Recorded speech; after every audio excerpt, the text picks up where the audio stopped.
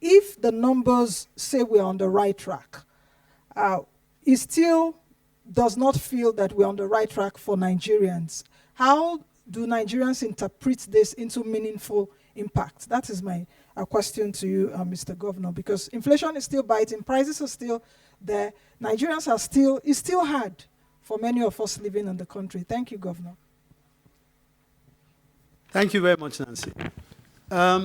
First of all, let me make the comment that the Fitch upgrade is particularly important because it was coming at a time where there were global economic headwinds and shocks, and there was a lot of uncertainty. So it's important for us to realize that in spite of all that, there was a move by Fitch to upgrade. And I think that is a very, very positive signal. It's a very, very positive measure. Now, in terms of how this whole macroeconomic fundamentals are playing out, in spite of the fact, like you said, there have been positive endorsements from all kinds of bodies that make it a point of duty to observe and critique the moves that various countries are making to ensure they have stability in their economies. And your question basically is, well, that may seem positive, but how does that translate to getting the feeling that things are better? Now, I think it's important to say that investors, and let's face it, without investments, economies don't grow. Investors don't go to where there's instability. So I think that is the first thing to understand. On the journey, and this is a journey, investors don't go out to invest to lose money. They go out to invest because there's stability in an economy and they can plan. With that stability comes confidence. With confidence comes investment. And with investment comes growth and output. I think that's definitely the trajectory that you will find in all countries of the world. We obviously have been through a long period of instability. And I think that clearly what is being recognized is that the Nigerian economy is now stable, and there's interest in those who want to invest to now invest. Clearly, the inflation numbers themselves speak for themselves, and I've discussed that here, I've mentioned that here, they speak for themselves. The overall trajectory is in the right direction. Not one particular aspect of managing the economy is a bullet that will solve all the problems. It isn't. It's a multiplicity of different endeavors. And that is why the combination of the efforts that are being made and are yielding results in terms of stability. And don't forget, the central bank is the custodian of stability in an economy. If you look at the exchange rate, for example, volatility has reduced from over 4% a year ago to less than half of 1% around now. So that's an indication of stability.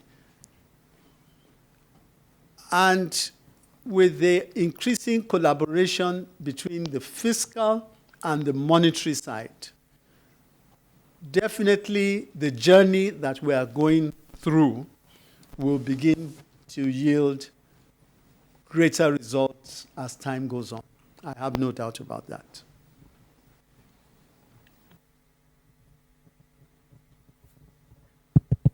Good afternoon, Mr. Governor.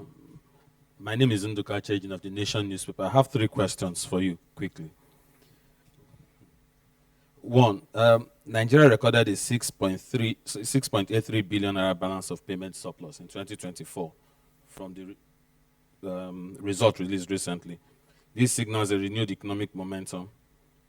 But with the rising global risk and the threat of external shocks, how is the CBN assessing the sustainability of this surplus? That is one. 2, with external reserve rising from $36.6 billion in 2023 to $38.8 billion in 2024, how does this strong reserve position enhance the bank's ability to stabilize the FX markets in the face of ongoing global uncertainty? And then thirdly, we've seen currency depreciation following the global response to the US Liberation Day tariff. How are you preparing Nigeria for the resilience amidst heightened global uncertainty? Thank you.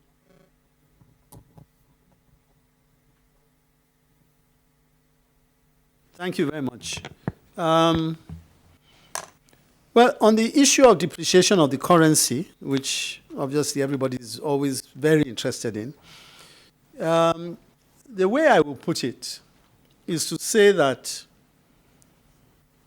if you look at and make the comparison between Nigeria during the last month or so, month or two, when the whole issue of global tensions got heightened. And let's face it, right now we're in a period of heightened uncertainty. And if you are all observing, you'll find that the various currencies of the world were under attack and were having to defend themselves. You find that relative to other countries, Nigeria came out very well indeed. We were able to ensure that our depreciation was very, very modest and that the stability was pretty much there. And that, in my view, was a reflection of a lot of the measures that we had taken prior to this time to stabilize our economy. I dare say that if those actions had not been taken when they were, the results would have been a lot more disastrous. Well, it would have been not even more, they would have been disastrous for us. They would have been disastrous for us. So it's a good thing that we started these reforms early and that we stayed the course to the point where we built buffers which are able to withstand shocks that come in. And that really sort of dovetails into your issue of reserves. As with our reserves, and here again, it may be necessary to just make a slight digression to re-emphasize what I'm about to say. We published our reserve numbers recently. And if you observe there, our reserve numbers went up from net reserves now, net reserves, went up from slightly over 3 billion US to about 23 billion US, which was a quantum leap in our reserve position. Okay. Again, I would say that all these are happening as a result of transparency in process, ongoing reforms which are giving confidence to many players in that industry who perhaps had been on the sidelines up to that point in time, and are bringing about the results. And I always say that the numbers speak for themselves. Beyond the gross reserves, which are at 40 billion as at that time, the net reserves have grown quantumly.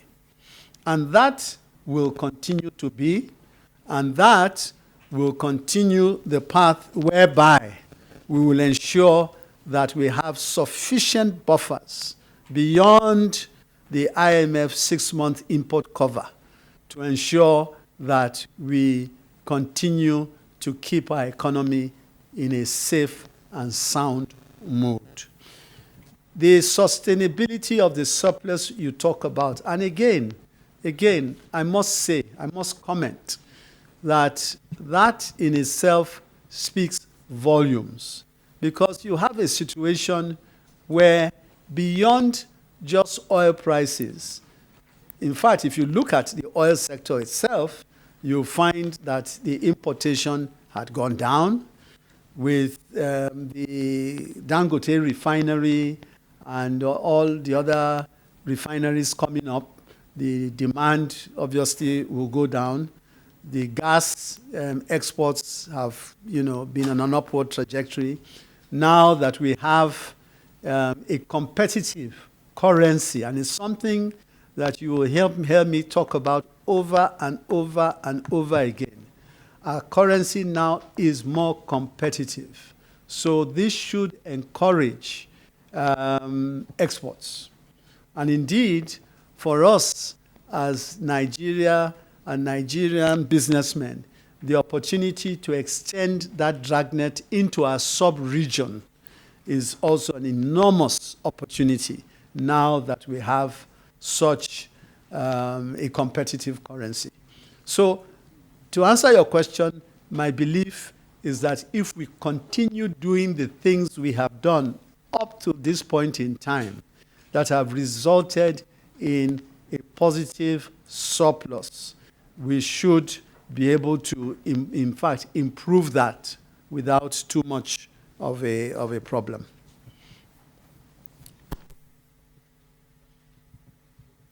Mr. Governor, sir, members of the NPC, my name is Sarah Chimogu, Channels TV.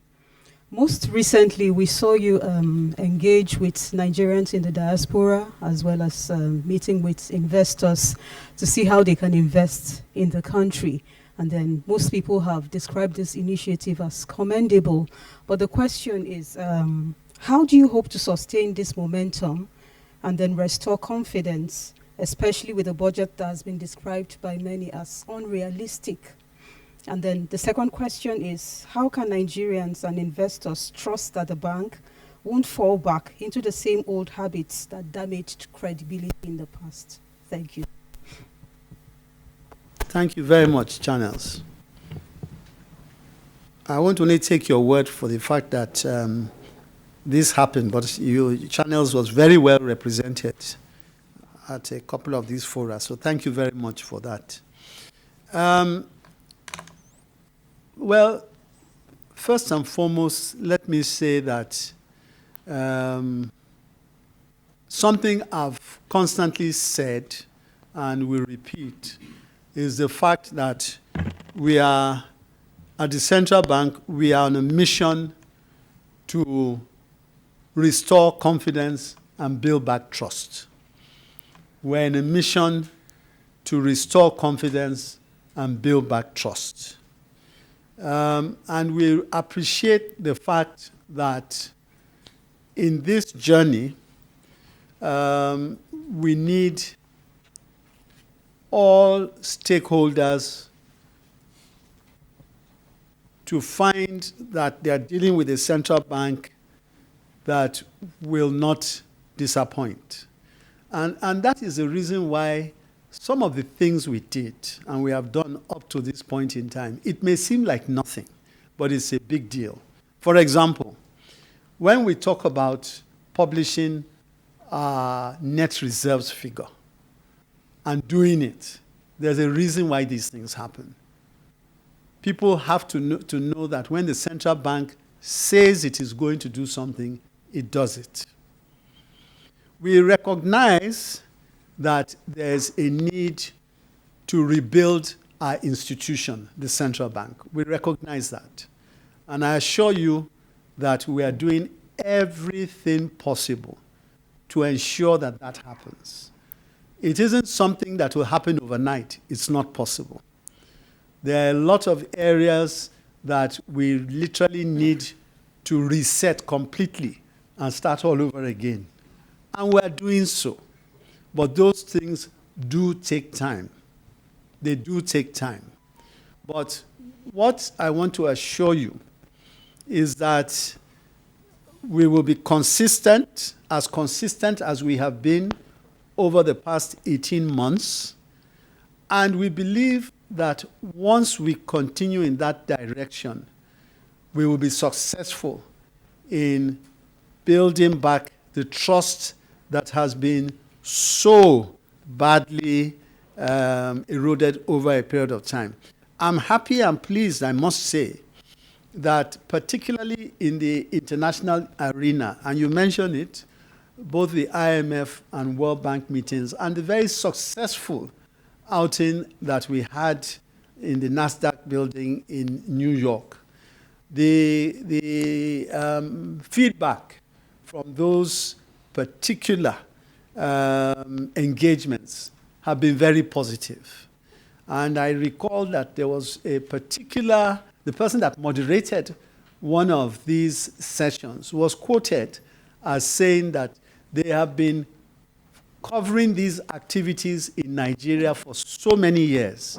And this is the first time that they have seen so much interest in investors coming to Nigeria, that it is no longer a question of should we be there. It is a question of when we will be there.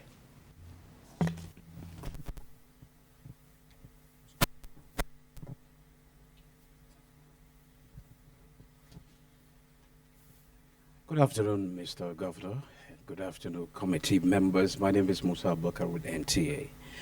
Well, recently the central bank has announced major changes to documentation requirements for Pan-African payment system transactions in Nigeria.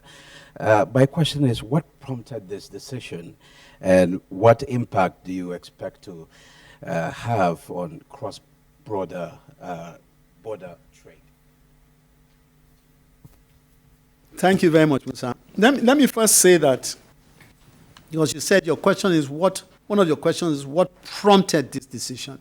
And I want to say, for the avoidance of doubt, that this is something that has been a long time coming. It should have come earlier. But in any case, be that as it may, it couldn't be coming at a better time. And the reason is as follows. As I had said earlier, we have a relatively more competitive currency. There's already a lot of trading that takes place, especially in the sub-region. Okay, a lot of trading takes place there. And much of what you find is that those who trade in that route are subjected to enormous risks. Doing it with a payment system that is secure and safe will eliminate those risks. You know, one of the outcomes of the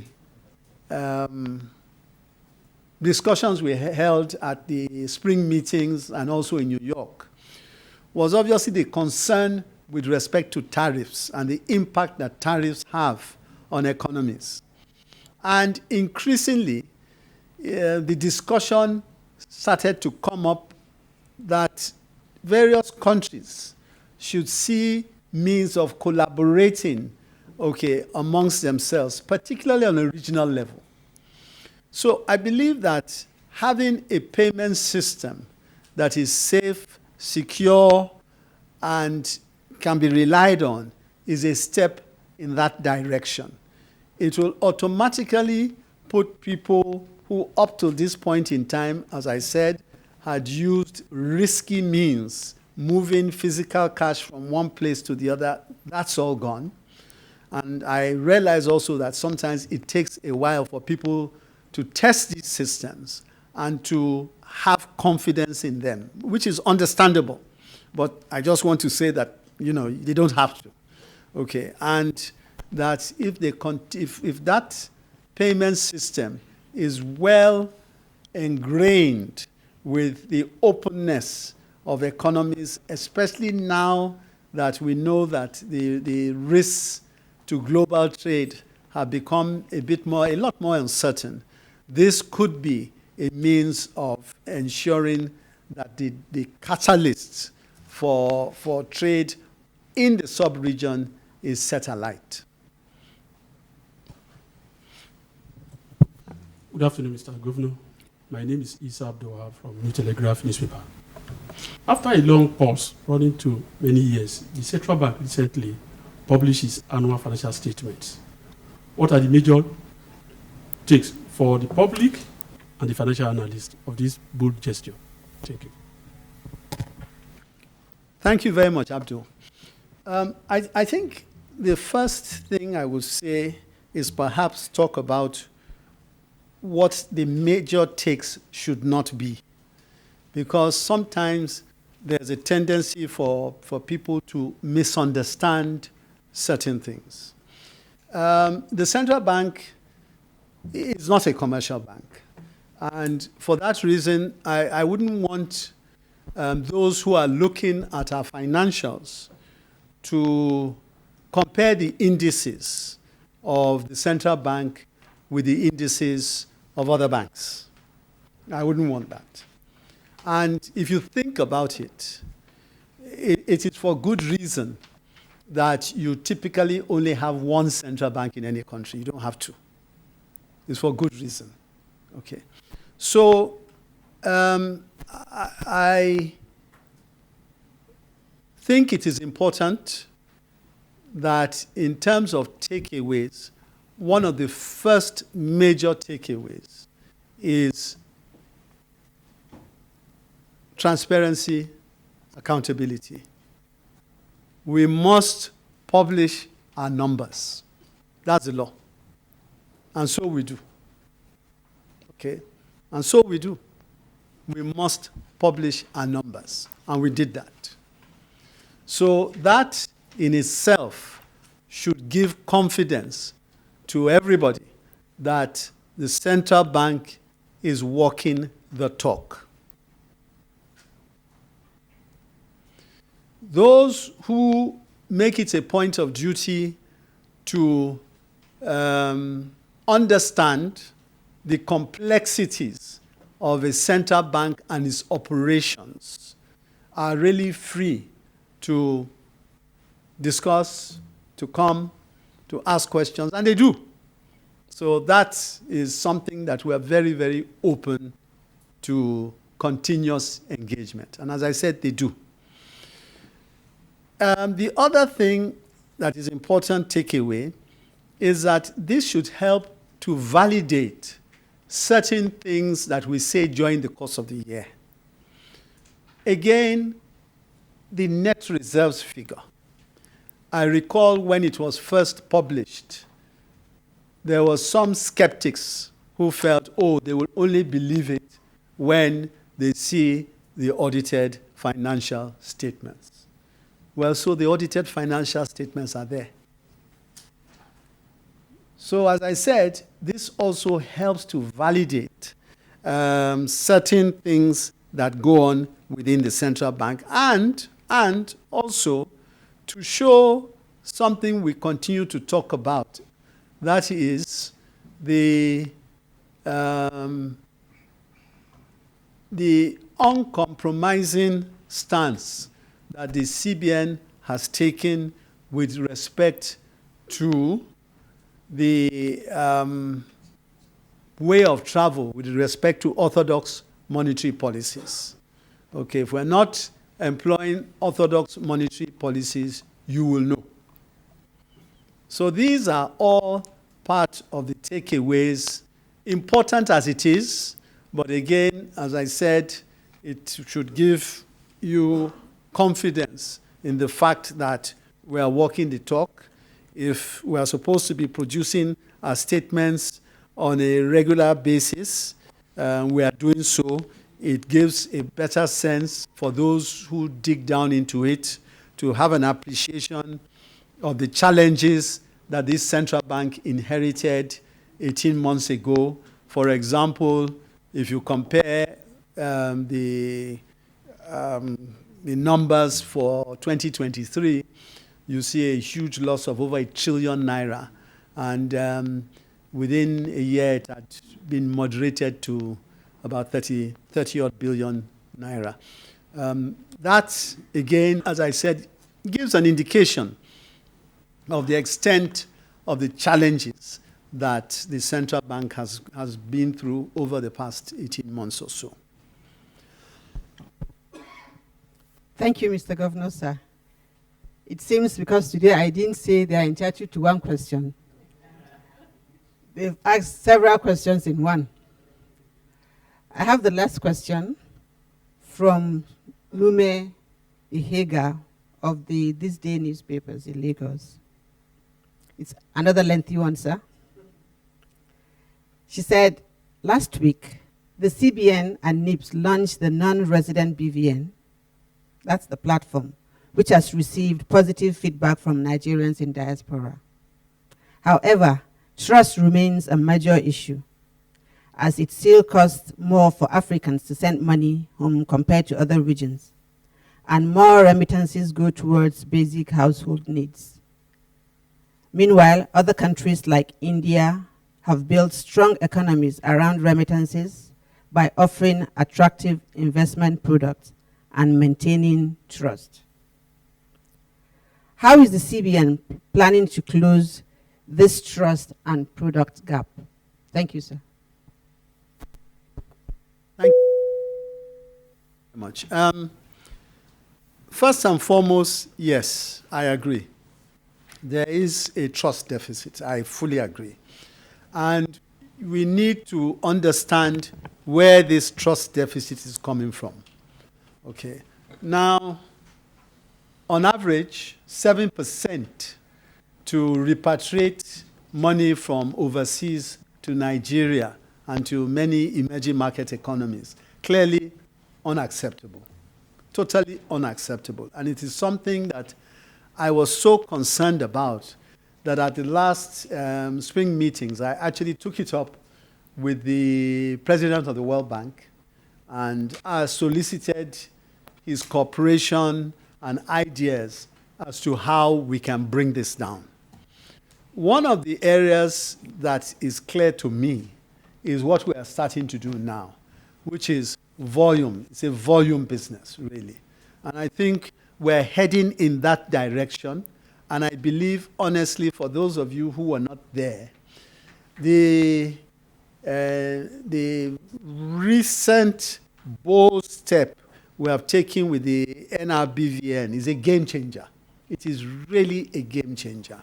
It is something that the diasporans have been waiting for, and now that they are going to be able to transact their business from overseas relatively seamlessly, the opportunity for them to invest in the country of their birth is now limitless. And I think it couldn't be coming at a better time for them. It could not be coming at a better time for them. However, that does not bridge the trust deficit you refer to. I think fundamentally, there are certain things that do need to be done to ensure that that trust deficit is bridged. And top of the list, in my view, is KYC. We've got to be able to ensure that we have a strong and very robust system in place that screens those who are coming to use these facilities. And that, in conjunction with NIPS, has already started. To ensure the response has been very good, but care is being taken to ensure that we do not get ourselves into any trouble. And hand in hand with that is the need to get off the FATF list as well. You see, by the time you're doing things like this, those who would send money back are more comfortable. They are more comfortable in embracing the products that are there. You also talk about the product gap. That, I'm happy to announce that we have carried the banking system along with us on this journey. When we decided to focus on the inward remittances, we started first and foremost by reaching out to the IMTOs. And that was a very successful endeavor. In addition to that, we moved on to those individual diasporans who are very successful in various endeavors all over the world. They are very successful all over the world. Reached out to them, understood what the issues were, understood what the bottlenecks were, and we went back, sharpened our pencils, got the banks involved with us, and some of you may remember that the previous meetings, annual meetings, we had an engagement where the banks were taken along with us in Houston, Texas. And that, again, was very successful, with the result that the banks are coming up with innovative products to encourage the diasporans out there. And in fairness to the banks, in fairness to them, many of them have wanted to do this for some time. I guess there were bottlenecks in between that prevented them from embracing this particular opportunity. Many of them have wanted to do this. So now that that has been cleared, they themselves are committed to ensuring that they can put out products that will suit the diaspora in the way they want. I want to close in saying something on this particular question you've asked. I want to close by saying something. Number one is that we have a target of $1 billion a month, of getting inflows from that segment of $1 billion a month. It may seem like a tall order, but it isn't. And I remember when we first engaged on this discussion, people laughed and thought that nothing was possible. And we went from 200 odd to about 600 million US peaking at one point in time in the month. Okay, so this is the Nigerian spirit at work. There's nothing that will stop us from getting there and even exceeding that. At one point in time, you look at a particular segment where there was nothing, and then you wake up later and you will see so much that has come from pretty much being a bit creative and being conscientious in knowing that this is something that others have done, and you said it earlier there, Pakistan, India, other countries have done it. Why can't we? And then the other thing I want to say that I think is very important, and that is that this is a reflection of what can happen going forward when government gets out of the way and allows the private sector to move forward. And this is basically what we've done. We've acted as a catalyst. We have carried the private sector along with us. We've not said that this is the responsibility of the central bank. It isn't. In the beginning, perhaps we had a larger responsibility, or we took it upon ourselves, let me put it that way, to take a larger responsibility to make this happen. But now that we see the path and all the bottlenecks have been cleared, we have said to the banks, take this over and run with it. If there are any issues that come in the way, come back to us and we will make sure we take care of them for you. It is your job. You will be the ones to get the benefit of it. And of course, all Nigerians ultimately will be happier for it. Thank you.